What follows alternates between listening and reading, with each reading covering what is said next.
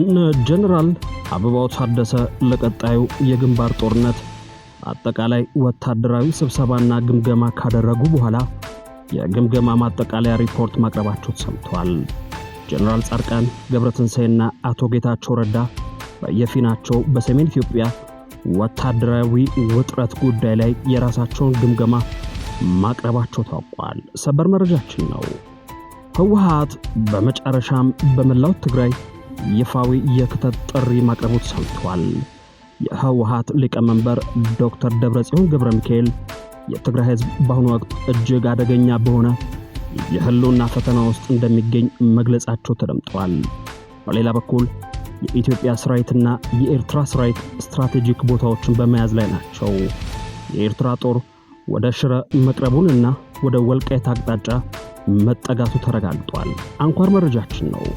ቁስለኛ የሐምዳን ዳጋሎ ወታደሮች በድሬዳዋ ሕክምና እየተደረገላቸው መሆኑ ተሰምቷል። እነዚህንና ሌሎች አሁናዊ መረጃ በማካተት የሰዓቱ ዜና ተጀመረ። ሰላም ጤና ይስጥልን የተወደዳችሁ የሀገር ድምጽ ሚዲያ ቤተሰቦች፣ ሰላም ጤና ይስጥልን የተወደዳችሁ የሀገር ድምጽ ሚዲያ አድማጭ ተመልካቾች፣ የተመረጡ መረጃዎችን ይዘን ወደ እናንተ መድረስ ጀምረናል። እስከ ዜናዎቻችን መጨረሻ አብራችሁን ቆዩ። ለቻናላችን አዲስ ሆናችሁ መረጃዎች በፍጥነት እንዲደርሷችሁ ቻናላችንን ሰብስክራይብ፣ ላይክ እና ሼር እንድታደርጉ እየጋበዝን በቀጥታ ወደ ዜናዎቹ ተሻገርን።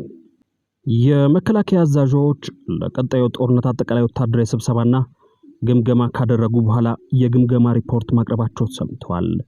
ጀነራል አበባው ታደሰ፣ ጀነራል ጻድቃን ገብረትንሳኤና አቶ ጌታቸው ረዳ በየፊናቸው በሰሜን ኢትዮጵያ ጉዳት ያቀረቡት ሪፖርት አደገኛ ነው ተብሏል።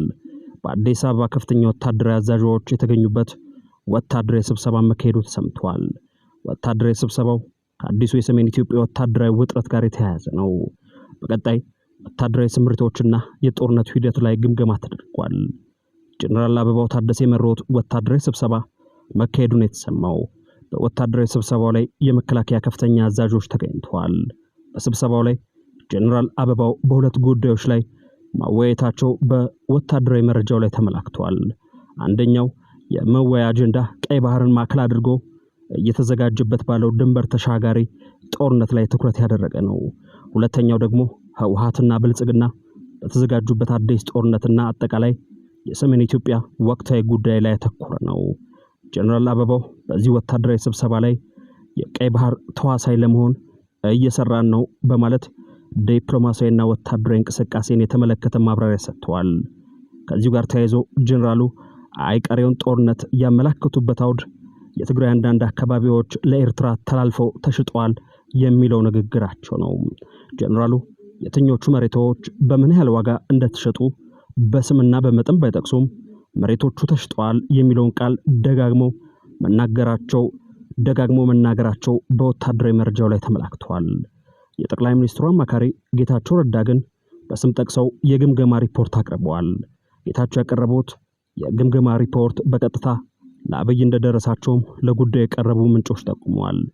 በግምገማ ሪፖርታቸው ትግራይ የኤርትራ ሰራዊት ቀጠና ሆናለች፣ ኬላዎች ጭምር በኤርትራ ወታደሮች ተይዘዋል ብለዋል። ይህንኑ ሪፖርታቸውንም ለአብይ አህመድ አድርሰዋል። አዲስ እግረኛና ሜካናይዝድ ኃይል ወደ ተንቤን ቀጠና መንቀሳቀሱን በመጥቀስና ከማይጨው ወደ ግራካሶ አፋፍ አብርሃ ጎዳና ሐውላ ማርያም አዲስ ኃይል መስፈሩን በማመልከት በእነዚህ ቀጠናዎች ላይ የህወሓት ታጣቂ ብቻም ሳይሆን የኤርትራ ጦርም እንዳለበት በግምገማ ሪፖርቱ ላይ ተያይዞ ቀርቧል። በሌላ በኩል ጀነራል ጻድቃን ገብረትንሳኤ የህወሓት ኃይል ይመታ ወይም እጅ ይስጥ ማለታቸው ተሰምተዋል። ጀነራሉ የተገኙበት ወታደራዊ ስብሰባ በአዲስ አበባ መካሄዱን የሚያመላክት ተጨማሪ ወታደራዊ መረጃ ለጣቢያችን ደርሷል። ጻድቃን ጦርነቱ እንዲጀመር ከፍተኛ ፍላጎት በማሳየት ላይ ናቸው ተብሏል። ከሰሞኑ የአሜሪካ ዲፕሎማቶችን ያነጋገሩት ጻድቃን የህወሓት አመራሮች እጃቸውን ካልሰጡ ሰልታዊና የተመጠነ ወታደራዊ እርምጃ መፍትሄ ነው ብለው እንደሚያምኑ ነው የተጠቆመው። ህወሓት በራሱ እቅድ ወደ ጦርነት ቀድሞ የሚገባ ከሆነ ከጀርባው የኤርትራ መንግስት ድጋፍ የሚኖር በመሆኑ ሁኔታው አደገኛ ነው የሚል ግምገማ ያላቸው ጀነራል ጻድቃን በትላንትናው ዕለት በአዲስ አበባ በተካሄደ አንድ መድረክ ላይ ከሻዕቢያ ጋር በሚደረግ ጥምረት የሚመጣ መፍትሄ የለም ብለዋል።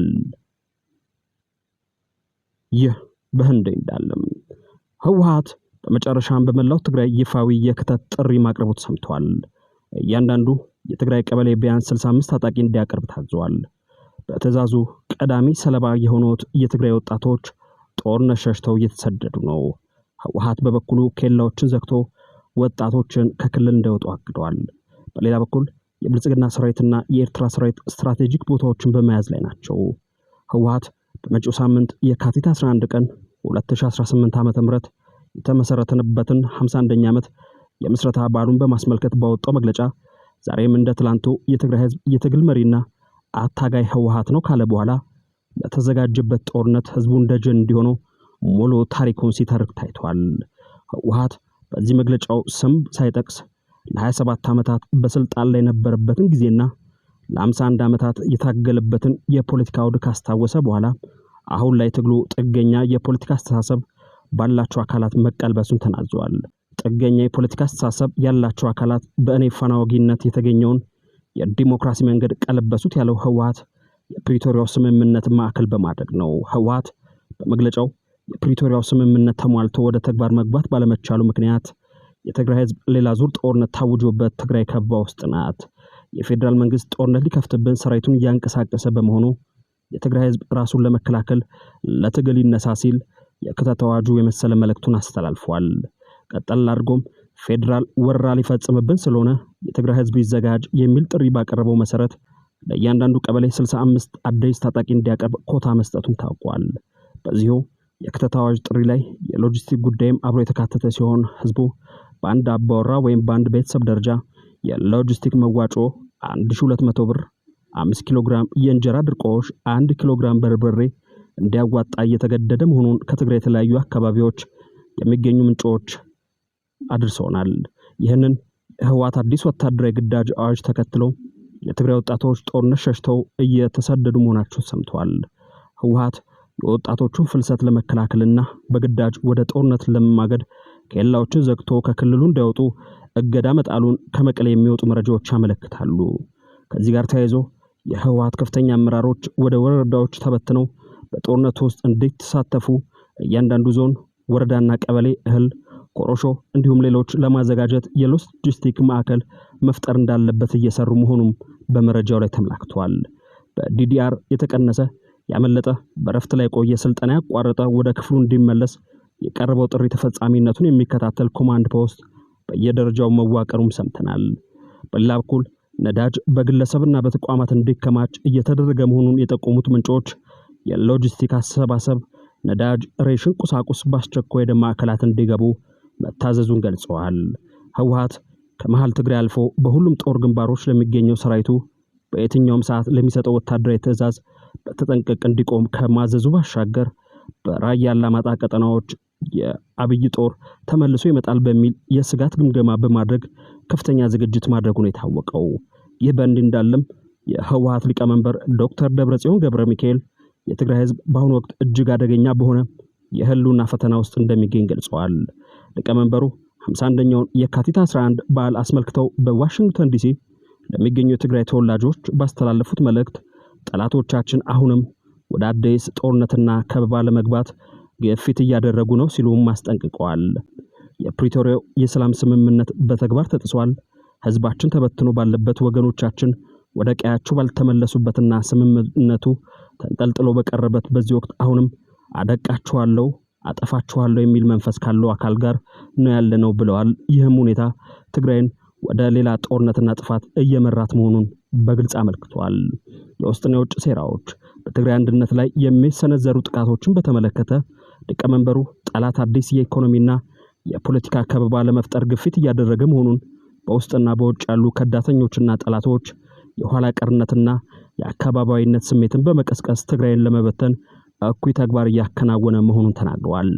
ሊቀመንበሩ አክለውም በትጥቅ ትግሉ ወቅት የታየውን ጥንካሬና በጦርነቱ ወቅት የተመዘገበውን ድል በመድገም የትግራይን ሉዓላዊነት ለማረጋገጥ ሁሉም የትግራይ ተወላጅ አቅሙን አስተባብሮ እንዲነሳ ጥሪ አቅርበዋል። በሌላ በኩል የኢትዮጵያ ሰራዊትና የኤርትራ ሰራዊት ስትራቴጂክ ቦታዎችን በመያዝ ላይ ናቸው ተብሏል። ጦራቸውንም ወደ ትግራይ አቅጣጫ ማንቀሳቀሳቸው ተዘግቧል። በጉዳዩ ላይ እየወጡ ያሉ መረጃዎች እንደሚያሳዩት የኤርትራ ጦር በትግራይ አቅጣጫ ወደ ኢትዮጵያ ግዛት ዘልቆ እየገባ ነው። ኮንፍሊክት ዞን በበኩሉ የኤርትራ ጦር ወደ ሽረ መቅረቡን ዘግቧል። ጦሩ ከድንበር እስከ 25 ኪሎ ሜትር ወደ ውስጥ በመሻገር ላይ መሆኑ በዘገባው ላይ ተመላክቷል። የኢትዮጵያ ጦር የተጠጋበት ሌላኛው ግንባር ኢትዮጵያ ኤርትራና ሱዳን በሚዋሰኑበት በወልቃይት በኩል መሆኑን የአካባቢው ምንጮች አረጋግጠዋል። በተመሳሳይ መከላከያ መጠነ ሰፊ ጦሩን ወደ ትግራይ አቅጣጫ ማንቀሳቀሱን እንደቀጠለ ነው። የካቲት 8 ቀን በወጣው ወታደራዊ መረጃ ላይ እንደተመላከተው በራያ ላስታ፣ ዋግ፣ ተከዜ ተፋሰስ ቀጠናዎች ከፍተኛ የሆነ የሰራዊት እንቅስቃሴ አለ። ህወሓት በበኩሉ የራያ ቀጠናዎችን በማስፋት የላስታና ዋግ ቀጠናዎችን አዲስ የውጊያ ግንባር ሊያደርግ እንደሚችል ለዚህም ከተንቤን ቀጠናዎች ሜካናይዝድ ኃይሉን ያንቀሳቀሰ መሆኑን ነው በወታደራዊ መረጃው ላይ ተመላክ። በጥቅሉ የኢትዮጵያ መንግስት ህወሓትና ኤርትራ በጦርነት ዝግጅታቸው ስትራቴጂክ ቦታ ለመያዝ ተንቀሳቅሰዋል። ጦርነቱን ለመጀመር ምክንያቶች ሁሉ አደባባይ ላይ ቀርበው ያለቀ ጉዳይ ነው የሚሉት የጉዳዩ ተከታታዮች ውጊያው በማንኛውም ሰዓትና ሁኔታ ሊጀመር እንደሚችል፣ ውጊያው ሲጀመርም ድንበር ተሻጋሪ መሆን እድል እንዳለው፣ ለዚህም የአየር ኃይል ተጠንቀቆች በኢትዮጵያና በኤርትራ በኩል እንዳለ ጠቁሟል። በመጨረሻም ቁስለኛ የሐምዳን ዳጋሎ ወታደሮች በድሬዳዋ ሕክምና እየተደረገላቸው መሆኑ ተሰምቷል። ወታደሮቹ ከሳምንታት በፊት የሱዳን መንግስት በኢትዮጵያ ድንበር አቅራቢያ ላይ የአየር ጥቃት በመፈጸም ጥቃት ያደረሰባቸው መሆናቸውን ወታደራዊ ምንጮች ገልጸዋል። በወቅቱ በጀነራል አብዱልፈታህ አልቡርሃን የሚመራው የሱዳን መንግስት ጦር የኢትዮጵያን የአየር ክልል ጥሶ በመግባት በቤንሻንጉል ጉሙዝ ክልል ጥቃት መፈጸሙን ነው ጣቢያችን በዘገባው የጠቀሰው። የአየር ድብደባ ያነጣጠረው በኢትዮጵያ ቤንሻንጉል ጉሙዝ ክልልና በኢትዮጵያ አዋሳኝ በሆኑ የሱዳን አካባቢዎች የጦር ሰፈር መስርተው በሚንቀሳቀሱ የሄሜቲ ወታደሮች ላይ ሲሆን በዚህም በርካቶች ሲገደሉ በመቶዎች የሚቆጠሩት ደግሞ መቁሰላቸውን ወታደራዊ ምንጮቻችን የገለጹት። እነዚህ የሄሜቲ ወታደሮች በአማራ ክልል ጦርነት ቆስለው በሆስፒታሎች መጨናነቅ ምክንያት ወደ ድሬዳዋ ተልከው እየታከሙ ከሚገኙ የምስራቅ እዝ ወታደሮች የተለየ እንክብካቤና ሕክምና ይደረግላቸዋል ተብሏል።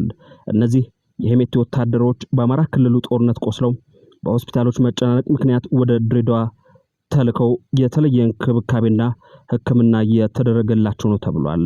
ደረጃ 3 ተብሎ የሚጠራው ሆስፒታል ድሬዳዋ ከተማ ልዩ ቦታው ኩባ ወታደራዊ ካምፕ ውስጥ የሚገኝ በመሐመድ ተሰማ የሚመራው የምስራቅ እዝ ንብረት የሆነ ሆስፒታል መሆኑም ተነግሯል።